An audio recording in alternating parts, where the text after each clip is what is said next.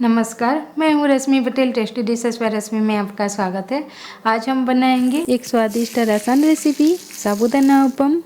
यह बाहर से क्रिस्पी और अंदर बिल्कुल नरम और हल्का होता है। साबूदाना अप्पम व्रत के दिनों के नाश्ते या शाम के नाश्ते के लिए एकदम सही रेसिपी है। इसका स्वाद आपको जरूर पसंद आएगा। तो रेसिपी को शुरू करते हैं। सबसे पहले हम साबूदाना को सोक कर लेंगे।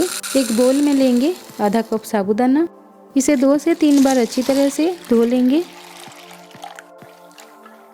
यहाँ हमने आधा कप साबूदाना लिया है, तो सोक करने के लिए पानी का मेजरमेंट भी उसी कप से आधा कप लेंगे। जितना साबूदाना लेंगे उतना ही पानी डालेंगे और इसे 2 घंटे के लिए सोक होने देंगे। मैंने यहाँ 4 उबले हुए आलू ली है।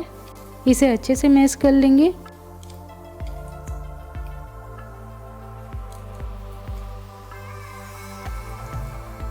इसमें ऐड करेंगे 1/4 कप ग्रेट की हुई गाजर, 2 टेबलस्पून बारीक कटी हुई कैप्सिकम, 1 टीस्पून बारीक कटा हुआ अदरक, 1 टीस्पून बारीक कटी हुई हरी मिर्च, कुछ करी पत्ते, 2 टेबलस्पून हरा धनिया, 2 टेबलस्पून काजू के टुकड़े, 1/4 टीस्पून हल्दी पाउडर, 1/4 टीस्पून कश्मीरी लाल मिर्च पाउडर, 1 पिंच हींग, आधा टीस्पून भुना हुआ जीरा के पाउडर और 1 टीस्पून नमक। अच्छे से मिक्स कर लेंगे।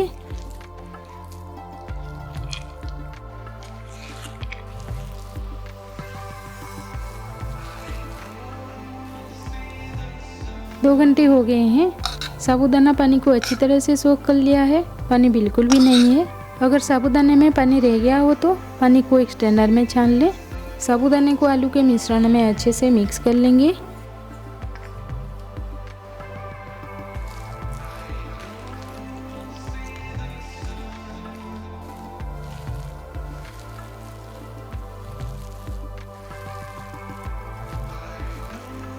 अब हम हथेली पर थोड़ा तेल लगाएंगे और मिश्रण में से थोड़ा सा लेकर लेमन साइज के छोटे छोटे बॉल्स बनाएंगे।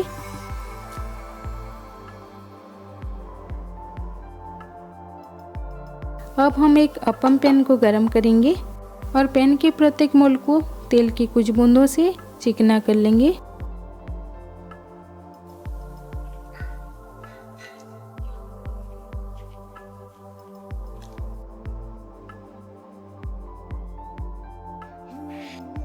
साबूदाना बॉल्स को मोल्ड पर डालेंगे। आंच को मीडियम लो पर रखेंगे। लगभग 2 मिनट पकने के बाद बॉल्स के ऊपर थोड़ा सा तेल लगाएंगे।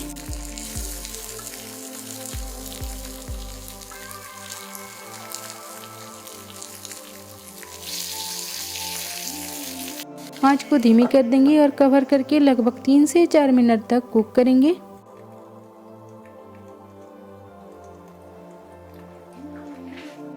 जब अप्पम के निचले भाग नाइस गोल्डन कलर हो जाए तो धीरे से पलट लेंगे। इसे बनाना एकदम आसान है और इसका स्वाद भी एकदम लाजवाब होता है। इस तरफ भी 3 से 4 मिनट तक धीमी आंच पर पकाएंगे। अप्पम के दोनों तरफ से एक नाइस गोल्डन कलर होने के बाद आंच से उतार लेंगे। यह थी हमारी आज की साबूदाना अप्पम की रेसिपी। इसे आप ग्रीन चटनी, कोकोनट चटनी या कोई भी चटनी, टोमेटो केचप आदि के साथ गर्मा गर्म सर्व कर सकते हैं। आप इसे एक बार ज़रूर ट्राई करें और बताएं कि आपको यह रेसिपी कैसी लगी। अगर आपको रेसिपी पसंद आई तो वीडियो को लाइक और शेयर करें और भी नई रेसिपीज़ के लिए मेरे चैनल को भी सब्सक्राइब करना ना भूलें। मिलते हैं और एक नई रेसिपी के साथ।